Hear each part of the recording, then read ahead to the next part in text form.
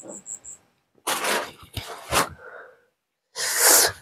दोस्तों, स्वागत है आप लोगों का एक बार फिर से हमारे YouTube channel ground history India में। दोस्तों मेरा नाम है श्रवण कुमार और आप देख रहे हैं ग्राउंड हिस्ट्री इंडिया चैनल, जहां पर दोस्तों आप लोगों को आधुनिक भारत का इतिहास जो है निःशुल्क एकदम प्रॉपर रूप से पढ़ाने का हम प्रयास कर रहे थे। दोस्तों इसी क्रम में हमारा क्विट इंडिया मूवमेंट चला था। क्विट इंडिया मूवमेंट के बाद हमने आपको बताया था कि कैसी परिस्थितियाँ भारत में बदलती है, और दरअसल अंग्रेज अब इस मुद्दे तक पहुँच चुके थे, जैसा कि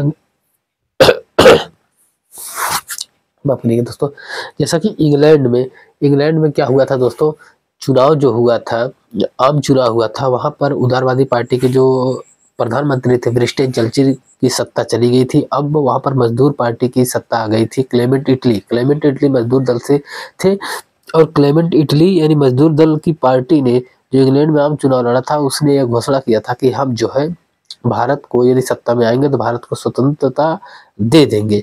उसके मैनिफेस्टो में था। उसी का कायाकल्प करने के लिए जो है दोस्तों, इटली जो है अपने जो भारत के जो सचिव थे लॉर्ड एमरी को बुलाते हैं इंग्लैंड में, और उनकी जगह पर जो है दोस्तों पैथिक लॉरेंस को भारत का सचिव बनाया जाता है दोस्तों।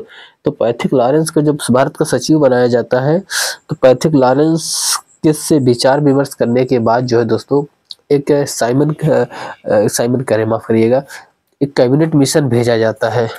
और वह कैबिनेट मिशन क्या था दोस्तों? वह कैबिनेट मिशन यही था कि वह परिस्थितियों की जांच करेगा कि क्या परिस्थितियां हैं दोस्तों।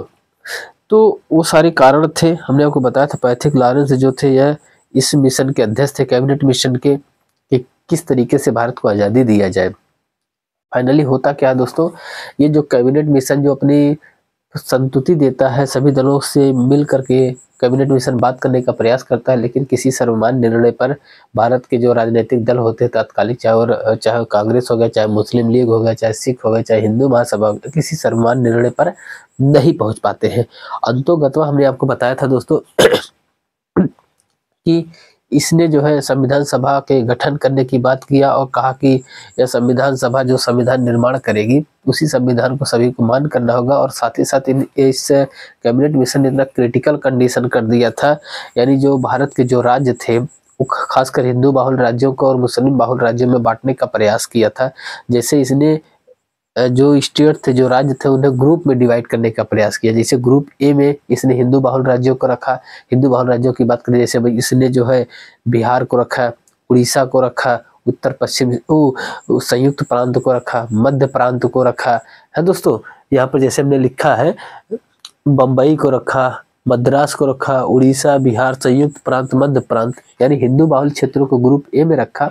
और इसी के साथ जो है दोस्तों समूह ब में इसने जो है पंजाब, सिंध, उत्तर पश्चिम सीमा प्रांत और बलूचिस्तान को रखा।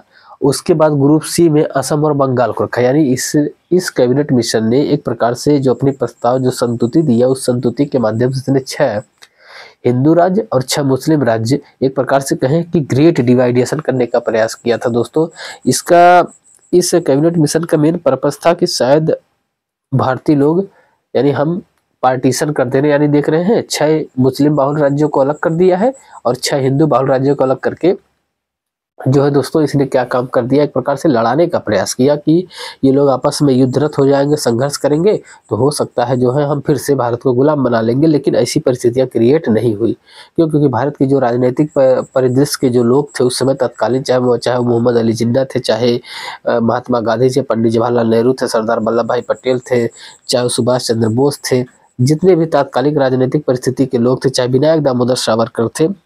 हालांकि जिस तरीके का खाका मसौदा अंग्रेजों ने तैयार किया था कि भारतीय लोग शायद के जाने हिंदू हितों को लेकर, मुस्लिम हितों को लेकर के आपस में संघर्ष कर लेंगे, और संघर्ष जैसे ही करेंगे विश्व बिरादरी के लोग हमसे कहेंगे कि आप ही सत्ता भी, जब तक वहाँ के लोग सब नहीं हो जाते हैं, आप ही सत्ता संभालिए। लेकिन परिस्थितियां इनके अनुकूल होती नहीं है दोस्तों, परिस्थितियां इनके अनुकूल होती नहीं है, तो हमने आपको बताया था।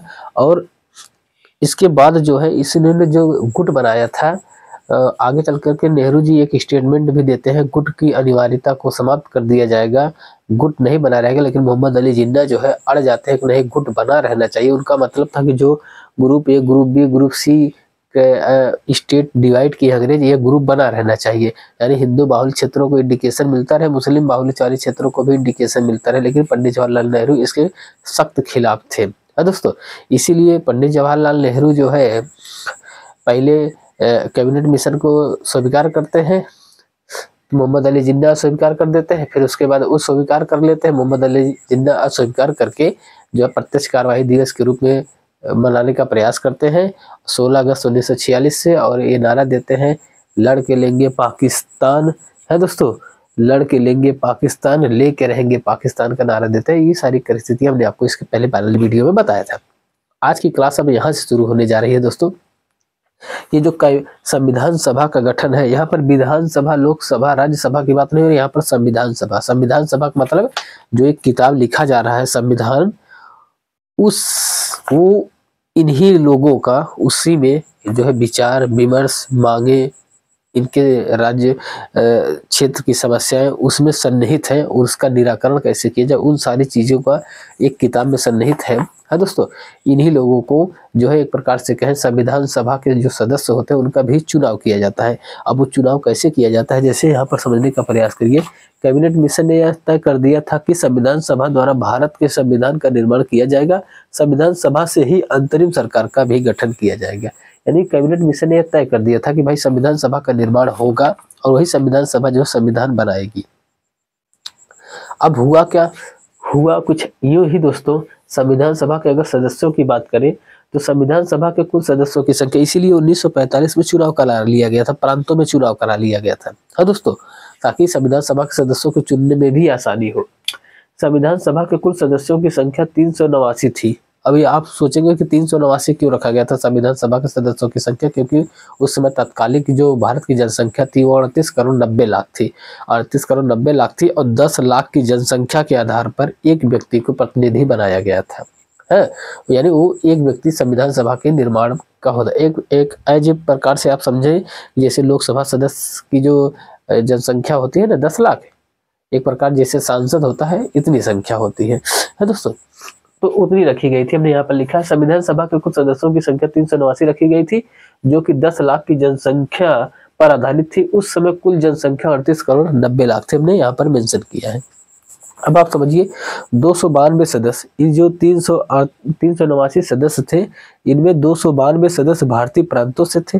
जो भारतीय प्रांत थे, चाहे उड़ीसा था, चाहे बिहार था, चाहे उड़ीसा था, चाहे बिहार था, चाहे मद्रास था, चाहे बम्बई था, चाहे संयुक्त प्रांत था, चाहे मध्य प्रांत था, चाहे पंजाब था, चाहे सिंध था, चाहे बलूचिस्तान था, है, चाहे असम था, चाहे बंगाल था। इन सारे क्षेत्रों से 389 सदस्य आए थे, जिनमें 292 सदस्य भारतीय प्रांतों से थे और 4 सदस्य कमिश्नरी क्षेत्र से। कमिश्नरी क्षेत्र का मतलब आज का जैसे केंद्र शासित राज्य हो गया, वहां पर केंद्र का प्रत्यक्ष रूप से नियंत्रण होता है। तो 292 सदस्य भारतीय प्रांतों से थे, 4 सदस्य कमिश्नरी क्षेत्र से। एक कमिश्नरी क्षेत्र कौन थे? दिल्ली था, कुर्ग था, मारवाड़ था, अजमेर था और ब्रिटिश बलूचिस्तान था।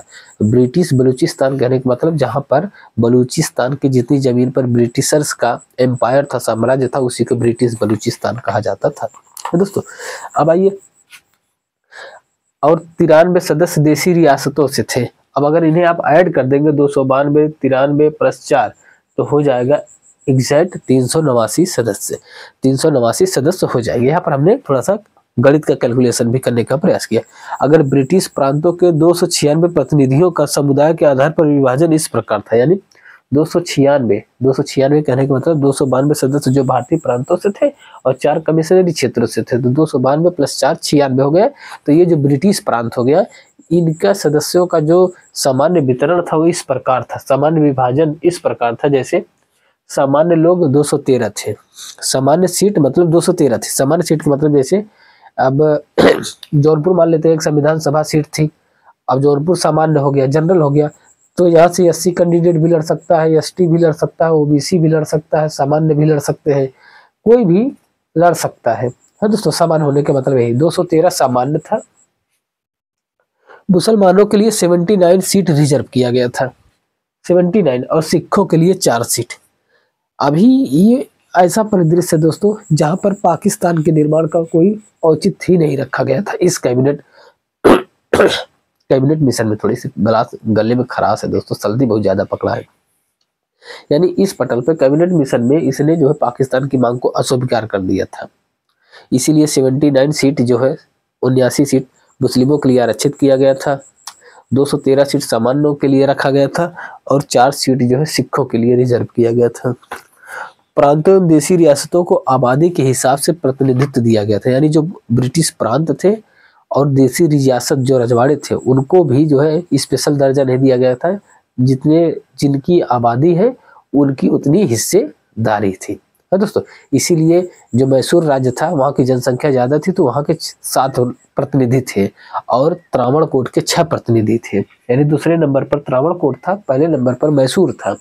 और गुजरात का दिलवारी स्टेट एक था, वहाँ रजवाड़े तो थे, रियासत तो था, राजा तो था, लेकिन उसकी जनसंख्या 10 लाख से कम थी, इसलिए वहाँ पर कोई प्रतिनिधि नहीं दिया गया था। दोस्तों, हैदराबाद का कोई प्रतिनिधि भी सम्मिलित नहीं हुआ था। ये था, हमने थोड़ा सा आपको संविधान सभा के एक हल्का सा ओवरव्यू देने का प्रयास किया। आगे चल करके कितनी महिलाएं सदस्य होती हैं, कब प्रथम संविधान सभा की बैठक होती है, द्वितीय कब होती है, तृतीय कब होती है, कैसे अडॉप्ट किया जाता है और कैसे पूरा रूपरेखा तैयार होता है, उसे भी बताने का प्रयास करेंगे। आज के लिए थोड़ा सा हमने आपको जो परीक्षा को ओरिएंटेशन से जो फैक्चुअल टाइप के प्रश्न बनते हैं उसे थोड़ा सा आपके मध्य रखने का प्रयास किया। आई होप आप लोगों को अच्छा लगा होगा। क्लास आप लोगों के पास पहुंचा करें तो दोस्तों थोड़ा सा शेयर और सब्सक्राइब जरूर कर दिया करिए, इससे हमें हौसला मिलता है, हमारा दिल बढ़ता है, हम आपको और निरंतरता से पढ़ाने का प्रयास करते हैं। धन्यवाद दोस्तों।